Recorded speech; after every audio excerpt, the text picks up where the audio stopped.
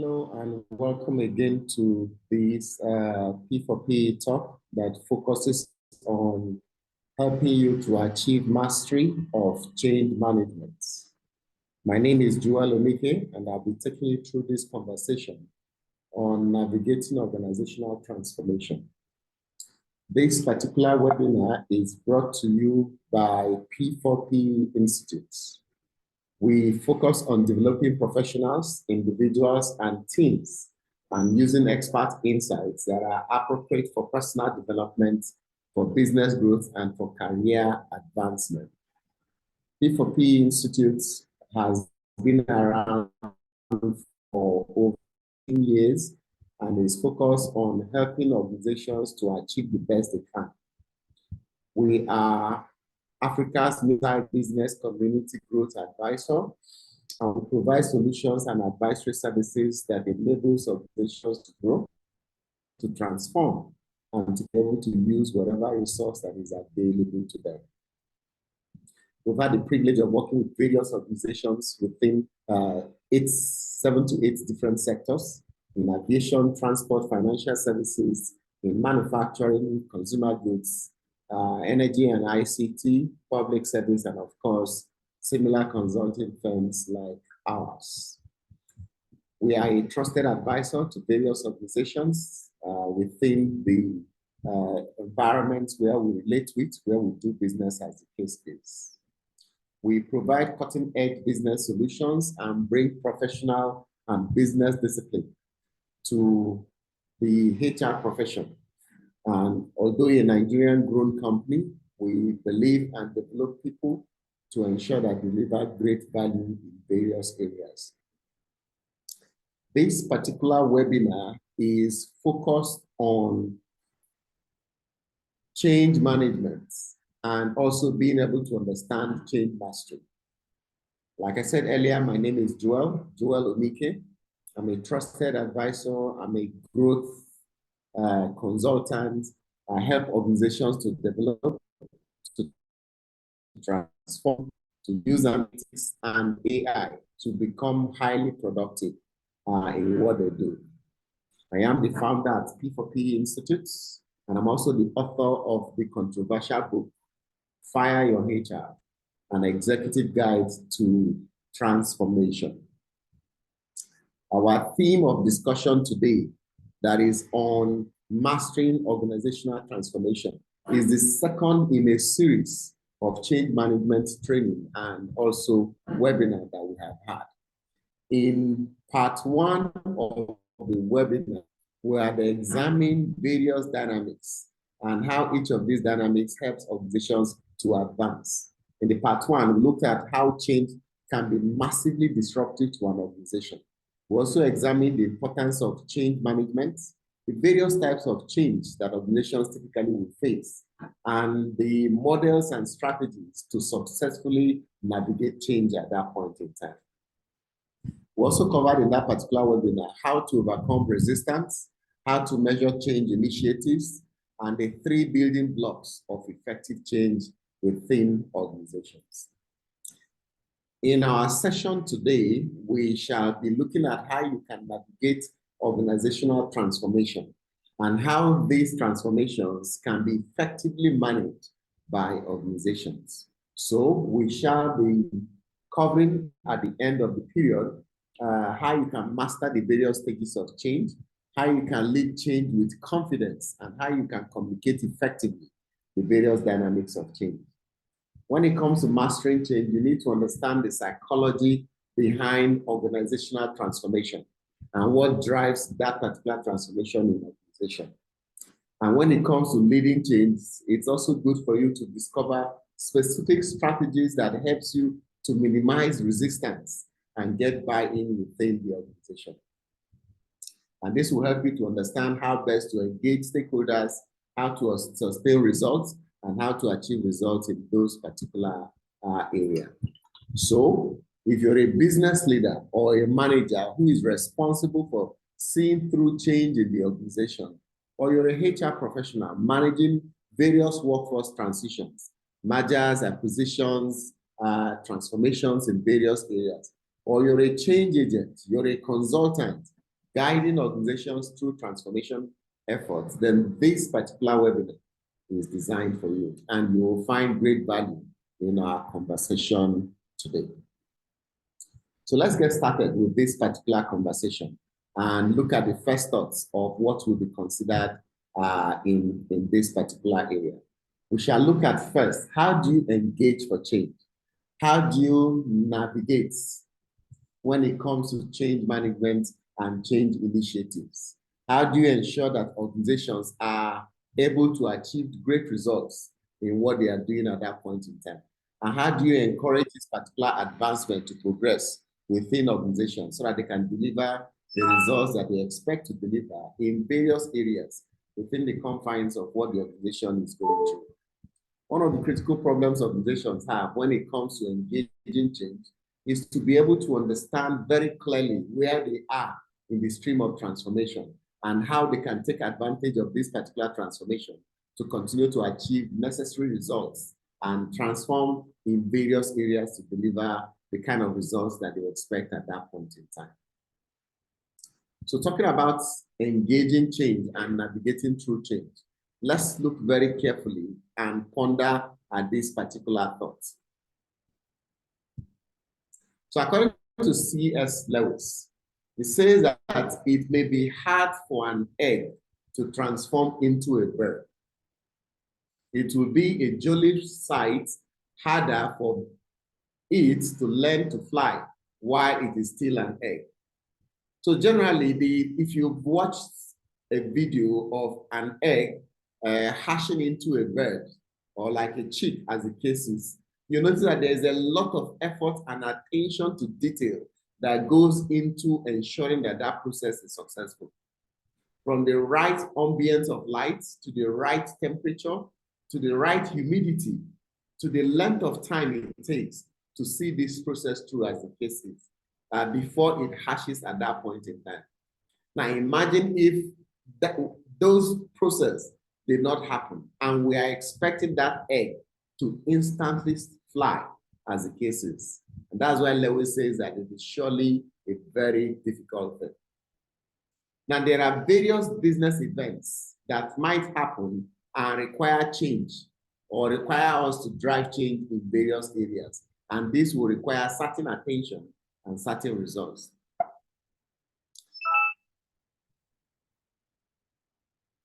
So if you look at the business events that have implications for change management, you'll be amazed at the number of events that happen in organizations that require you to use change initiative to be able to achieve them. I'm going to break this into two areas. One will be transactional and the other one will be transformational in nature as the case is. Let's take a look at transactional. There are two types of transactions in organizations that demand for change initiative and for us to be able to manage change effectively and be able to deliver the results that we want within the organizations and be able to deliver those results effectively as much as possible. So one of those is merger, trying to align two organizations, a couple of organizations that have come together. It is not an easy thing, right? It requires you to merge legacy organizations to realize synergies that drives results for the organization. This kind of organizational transformation is referred to as a transaction because it happens once. Once you've announced that the two organizations are coming together and you've announced the dates when it is going to happen, what is now left is to manage the process through to ensure that that merger or that combination at the end of the day results in synergy. But sometimes it is not managed very well and the organization really does not match well, does not become one the way they expected it to become. And this is a failure of change management. In other cases, it is change in ownership of the organization. The leaders of the organization are handing the reins over to another individual or another set of leaders as the case is. Maybe there's a new board, there's a new CEO, there are new executives that are coming into the organization at that point in time. Clearly, as ownership alters, priorities of operations, culture of the business, and certain deliverables will also change. Again, we refer to this as transaction because the changes are done once. The leadership comes in and states their mandates. And based on the new mandate, everybody falls in line and starts to run along with those particular cases. Now, there are other types of business events that results in change management implications in organizations. We refer to them as either transactional or as expansion-related initiatives within the organization. And I'm going to share a couple of them, at least 6, that demonstrates the impact of this transformation. One of it is restructuring. Restructuring is when you're trying to realign various units because you want to see increased performance, better productivity, and higher quality within the organization. Usually at the end of restructuring, the organization is no longer the same. We expect to see multiple results, high level of engagement at that point in time. So the institution, by means of that, is transformed, so to speak. Another one is outsourcing, where you give a part of the business or the organization to a third-party institution to manage on your behalf. That particular transition of services or transactions to an external provider completely changes the way the business is structured and the way the business operates at that point in time. It can lead to an expansion or a contraction of what happens within that particular organization. And whether it expands or contracts, it refers to as a transformation that has happened in that particular place. Another set of events that drives transformation and expansion is cost optimization and technology implementation. When it comes to cost optimization, you're looking for areas to reduce costs. You're looking for areas where there are associated resources where you can bring them together and limit the wastage that you might have within the organization at that point in time. In other cases, it might not be a reduction of cost, but optimizing resource utilization to ensure that you have more outputs, even though you maintain the same input at that point. Again, another example of transformation. Now, implementing technology is another way of ensuring that the institution is properly aligned because it aligns various applications, various protocols, various portfolios, and attempts to automate how those transactions work. That automation is transformational in nature because the business will no longer operate the way it used to operate after that transformation has happened. And then finally, the other 2 examples of how transformation and expansion affects change management in the organization include things like innovation and growth or global expansion. When it comes to innovation, the focus is always on generating new ideas. The focus is on ensuring there are new products, new solutions that are brought either to existing markets or to emerging market at that point in time. Innovation usually transforms the wealth of organization. Sometimes innovation leads to reconfiguration of various processes and systems within the organization at that time. And that's an example of an event that has a huge impact on change management in the institution. Then the last one is going global. An organization could choose to expand territories and go to foreign countries, foreign environments to do business. Now, what has happened when you go global is that you are looking for new markets, or you're searching for new talents, or you are attempting to grow your top line by either managing your costs or expanding your revenue base at that time. These are examples of various change initiatives that has an impact on either transactions or transformations within the organization. Now, as you go through this, there are what we refer to as the 5 C's that the organization will need to pay attention to. These 5 C's help the organization to achieve the success and the results it expects. Number 1 is commitment. Do we have leadership commitment and stakeholder support for what we are trying to do?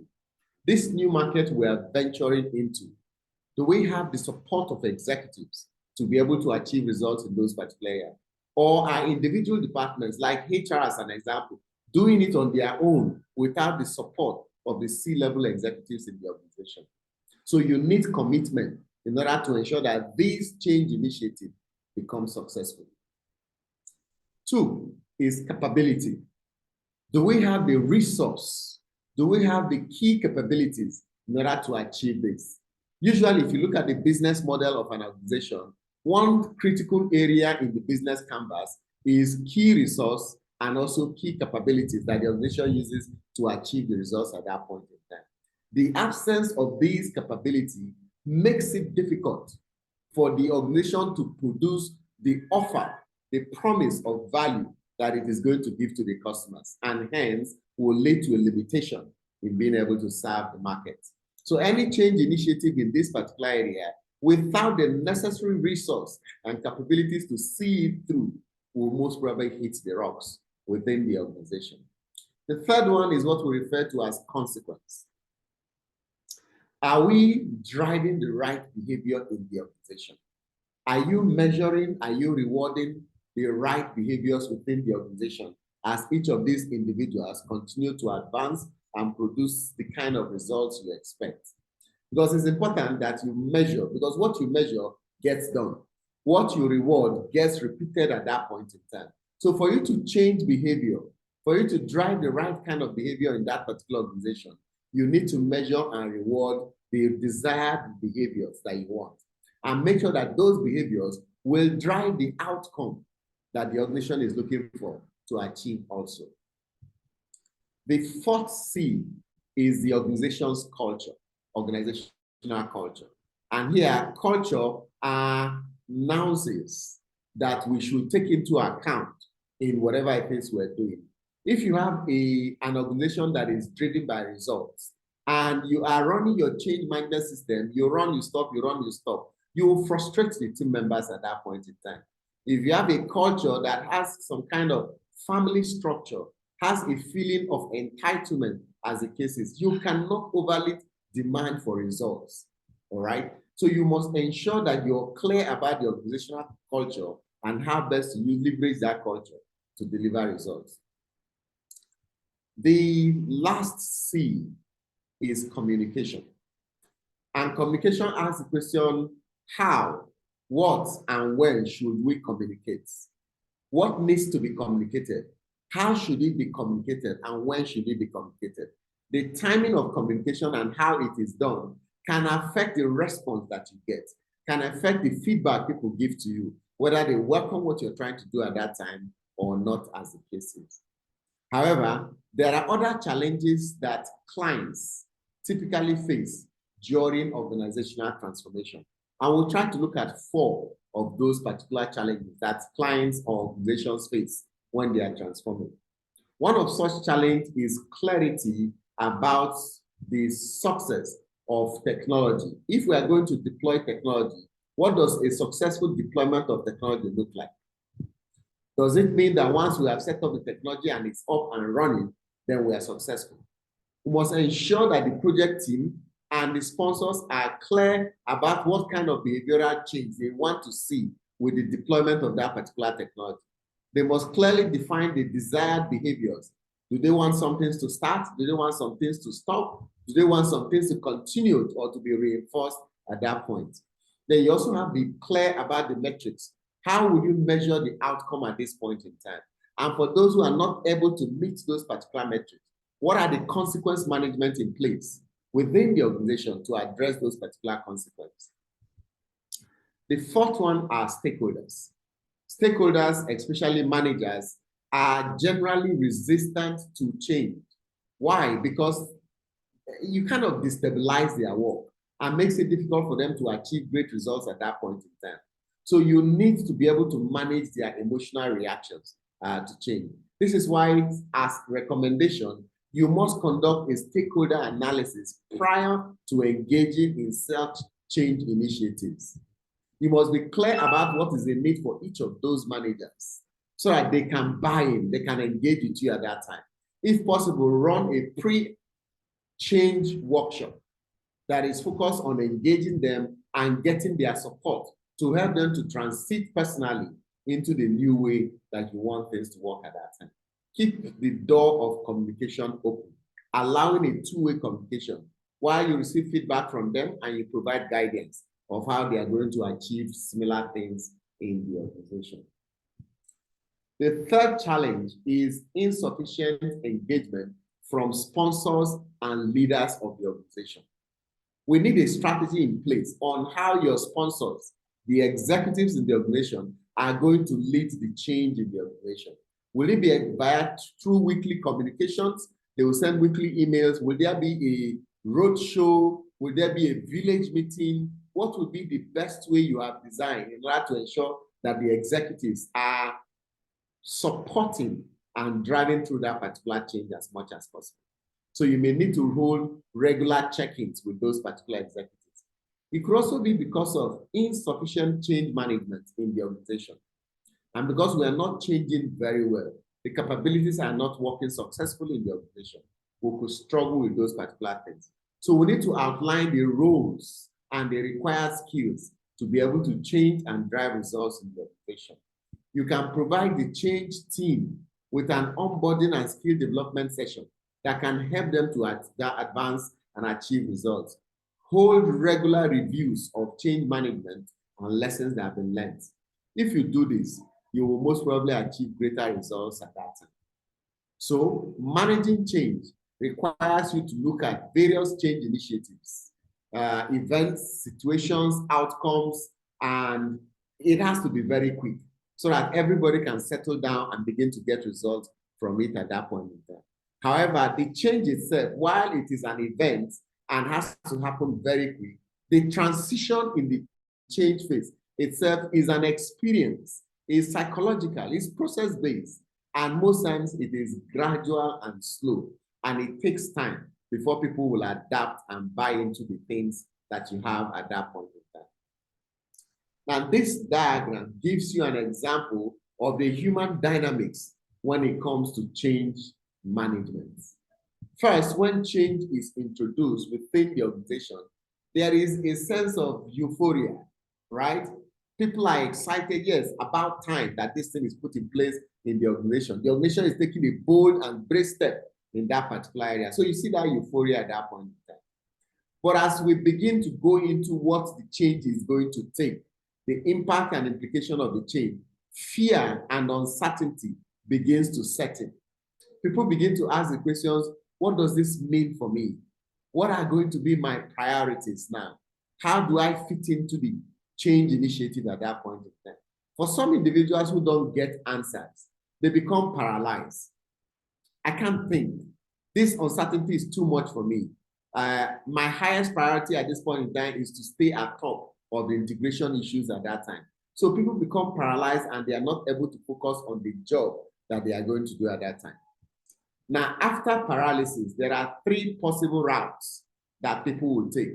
They will either adapt, withdraw, or depart from the organization.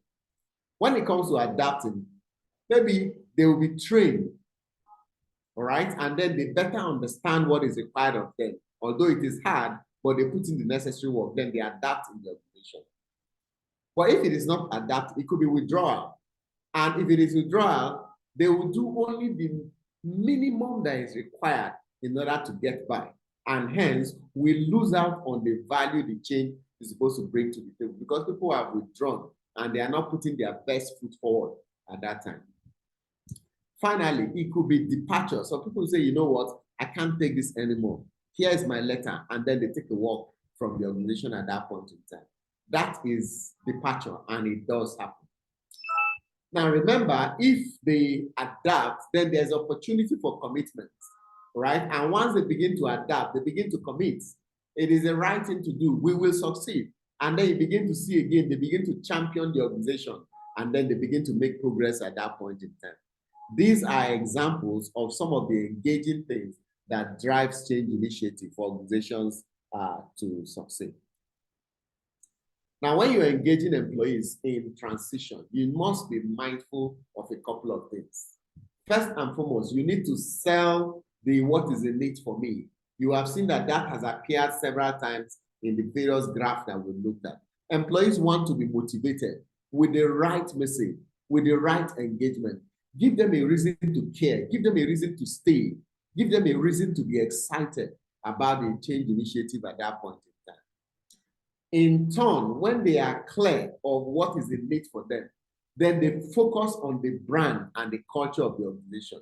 You help them to redefine expectations and the level of commitment that is expected of them.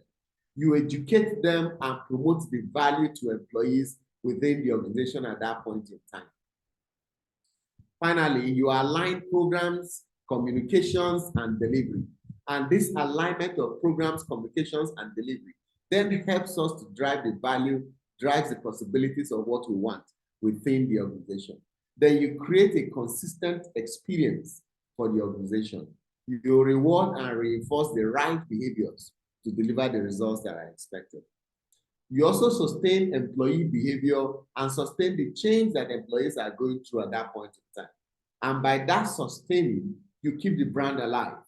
You actively measure and manage the change initiative and ensure you're able to get the results that you expect in the organization at that point in time. So that is one of the ways to engage employees and to lead them through the transition phase of your change initiative. Again, it begs the question, when you say engaging the employee, what exactly does it mean to engage employees? And how do you define engagement? Well, engagement refers to the state of mind, right? The emotional state, the intellectual state of employees at that point in time. And engagement can be looked at on 3 levels. Are they satisfied? So that's level 1. Are they committed? That's level 2. Are they engaged? That is level 3. At level 1, which is satisfaction, what the employees focus is how much will I like things here? So will I like the environment where I'm working in? Will I like to work in that particular place? If they will like the place, then yes, they are satisfied. An example, I like my job title. I like the ambience of the environment. So I am satisfied with this particular organization. But it does not mean I'll be committed at that point. Committed says how much I want to be here. I am so excited. I want to be here. I'm not thinking of another place. This is the place I want to be. If that is the case, if employees are thinking of the fact that this is where they want to be, then they are committed at that point in time. And commitment is far better than satisfaction only. Then there is engagement. Engagement now says how much I want to and actually do improve our business results. Not only am I satisfied, not only am I committed that I want to be here, I actually put in the effort required, usually referred to as the extra mile, right? Required to see the success of the organization at that point in time. And there are 3 strong engagement statements or behaviors that employees demonstrate to show that they are engaged. They say it. They talk about how satisfied, how excited that they are with where they are working. Then they stay. You don't hear them talking about taking up a CV, trying to go for an interview or consider jobs in other areas. And then finally, they strive for success. They strive to be successful in their organization very well also. The integration of your internal and external brand is also very vital, very, very critical in the organization. So there is what do you want of me to what's in it for me. Again, that question comes up again. So best employer brands is a way to brand your entire annual investment in your people in order to get employees to move in the same direction toward the same capabilities and what you're saying at that point in time, so that they can achieve similar results and then achieve the goal, the growth that the organization has defined to achieve at that point in time. So that's an example of what is in this particular area. And then you say that, yes, the organization is advancing, the organization is progressing, and the organization is delivering the result it's expected to deliver at that time. Internal and the external brand. First, remember that there is a value proposition.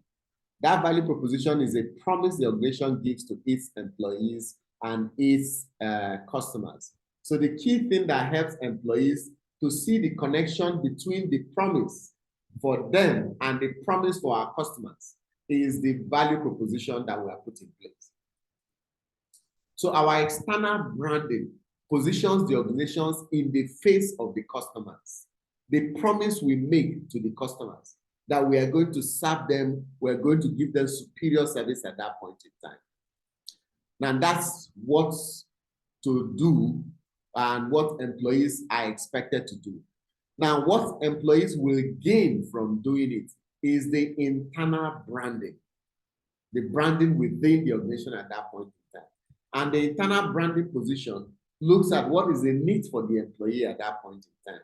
The brand promise that aligns and that is in alignment and complements the external promise that you give to customers. So whatever promise you give to customers, you must make sure that you put systems in place that ensures that the internal employees are able to achieve those results. And some of those things that you put in place are the internal branding through the value proposition we have made to those particular organizations. Now let's practicalize this. A classic example of this is Southwest Airlines. Now, Southwest Airlines is a respected airline in the United States that carries a budget airline and is known for its unique culture of business and the outstanding performance it has delivered over a long period of time. Take, for example, it was profitable in 2001 at $511 million, and it was profitable for 29 consecutive years prior to that particular date. Can you beat that as the case is? They have the fewest number of customer complaints in 2000 and in 2001. They have about 34,000 employees. So it's not a small organization for them to be able to achieve these feats, right? And then they have what is called the highest load factor in their industry. Highest load factor is referred to the percentage of paying customers that are in the plane over the entire number of seats that you have in the plane at that point in time. So if you have a plane that is a 200-seater, as an example, and 150 passengers pay for those particular seats, then load factor is called 75%, because 150 over 200 is 75% at that point in time. So they have about 70.5%, which is the highest in the industry throughout the year 2000. Then they have a high retention rate in 2000 and in 2001. In fact, in 2000, they had 93% retention rates. In 2001, they had 96% retention rate. And can you beat that? Achieving only 3% to 4% attrition rate in an organization is a great feat for an organization that is more than 30 years old, despite the other attritions that you may have at that point in time. And they won the Employer of Choice Award by Fortune in 1999, 1998, 1997, 2000, 2001. So for straight consecutive 5 years, they won the award of the Employer of Choice in the United States. How did they achieve these fantastic numbers? One of the ways that helped them to achieve this is their consistency in their visual identity. Now, the identity to the employees and the identities to the customers are similar. Take a look at the identity that is given to the customers. You can see it here. Southwest Airlines is symbol of freedom. That's the message to customers.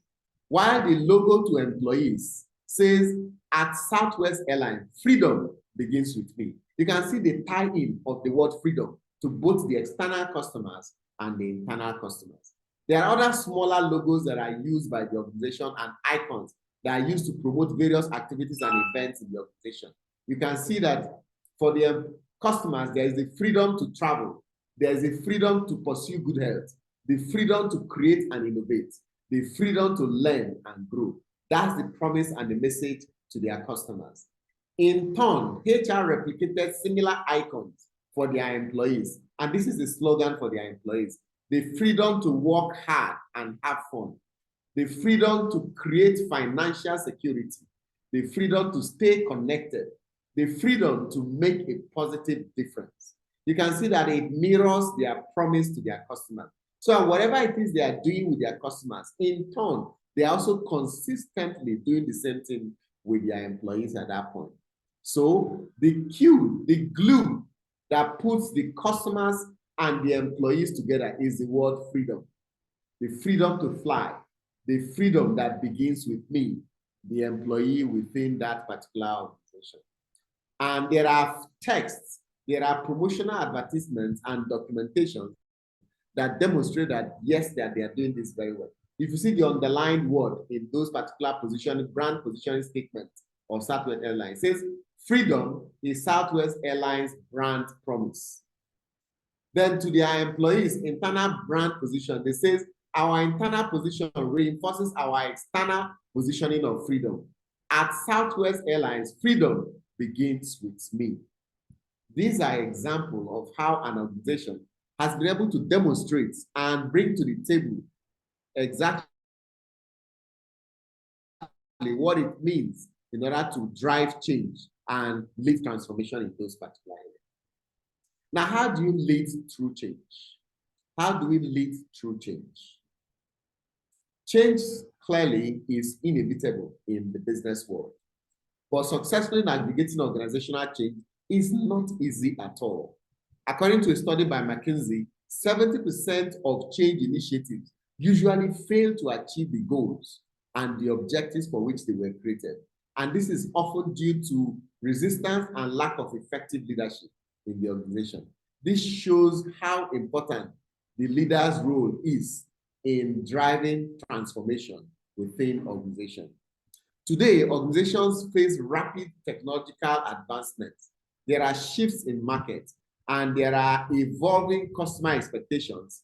Leaders must adopt, and these strategies help them to foster adaptability and be able to command the respect of what they find in the industry. This article has, and this conversation here explores the actionable sections that will help a leader to advance and produce results. Let's look at some of them. Here are challenges that organizations face in organizational transformation. 1 is resistance to change. 2 is communication gap. 3 is lack of clarity in the vision of the change. And then 4 is misalignment of the culture of the organization. When it comes to change resistance, employees are usually afraid. They are not sure of what is going to happen. And so you see hesitation, you see opposition. And this hesitation and opposition can disrupt workflows and delay the progress in the organization. These communication gaps usually also affect the understanding of what is required of the employees. And sometimes it is misinformation and lack of alignment between the leaders and the teams within the organization. So it's not good to have poor communication within a change initiative in the organization.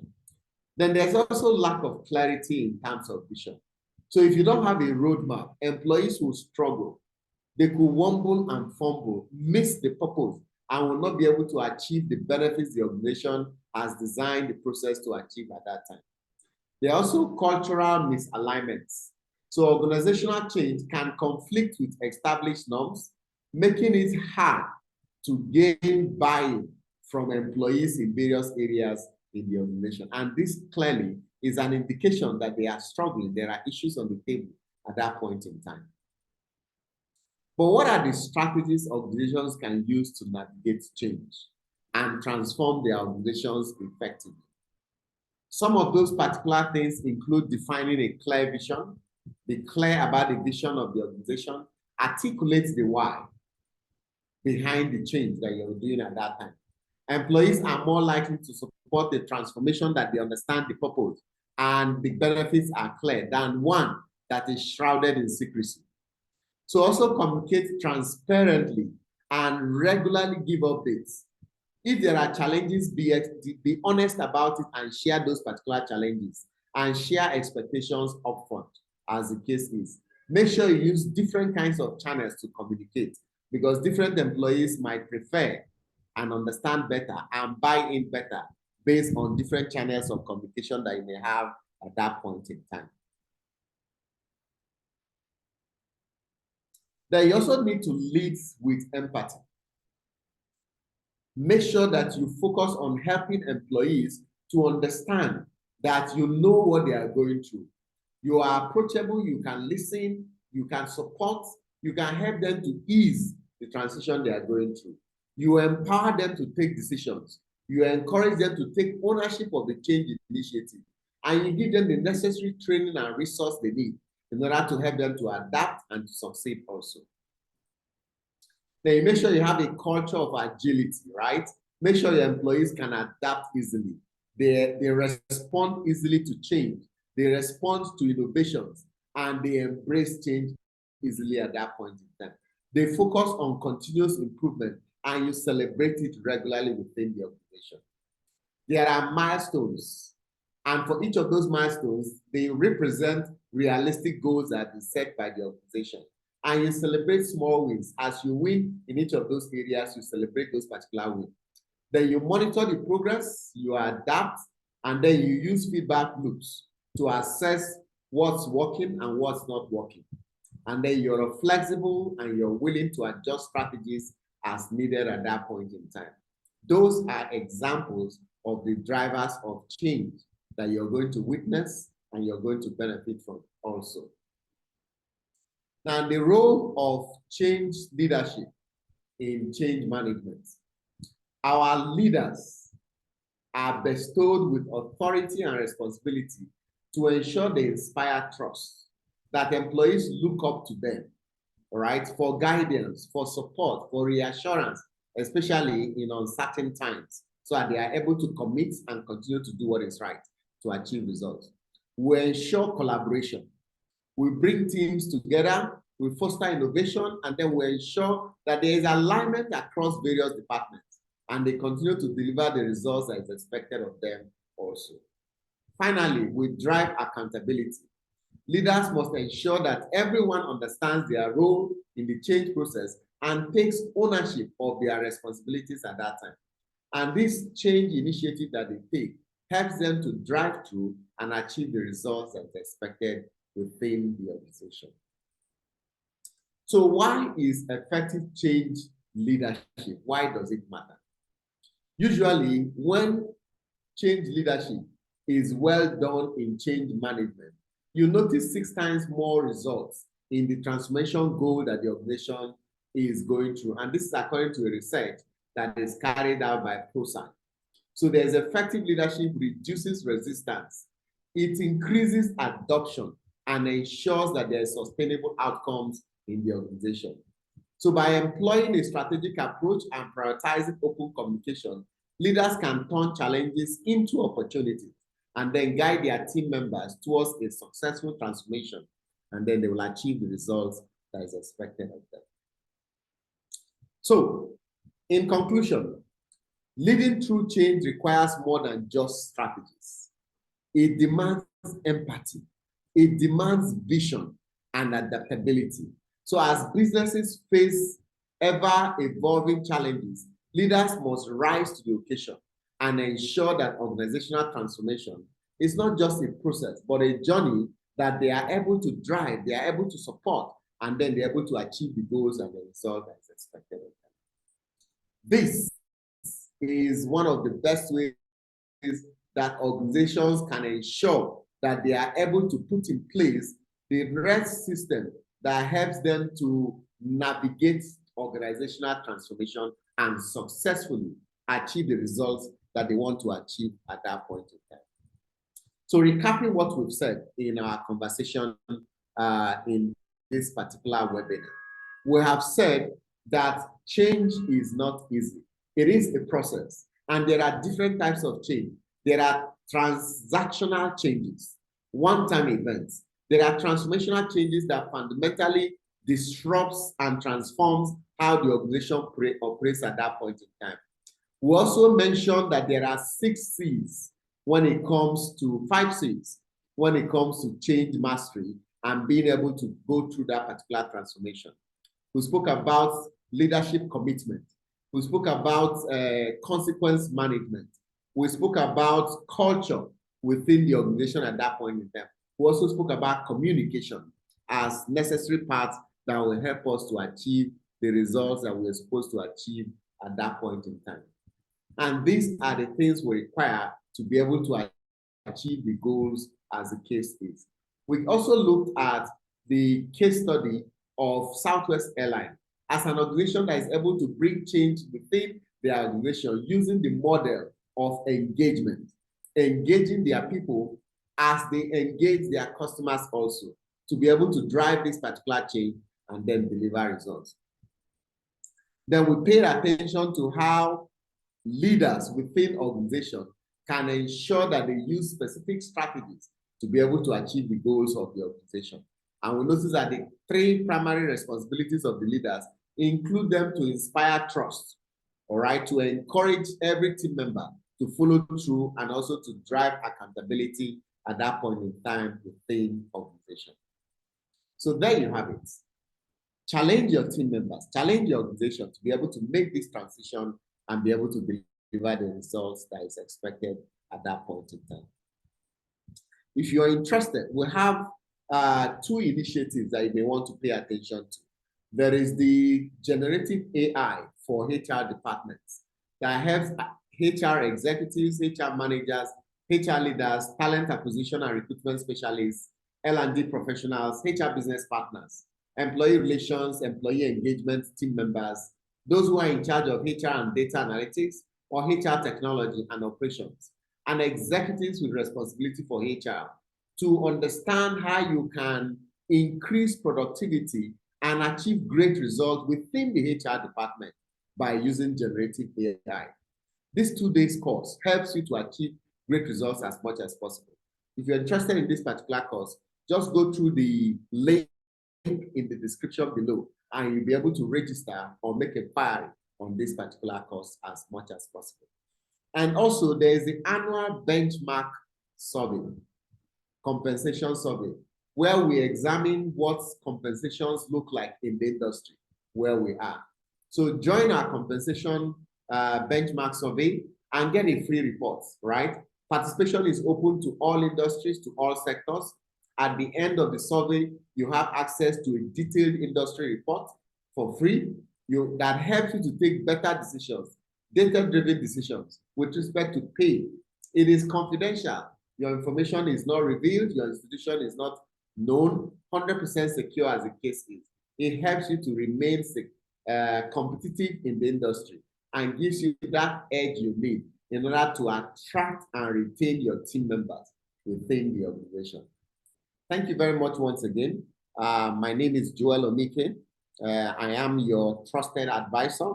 If you have any feedback or comments, please put them in the comment box below and you will receive the feedback and we'll share your thoughts in the next session as the case is.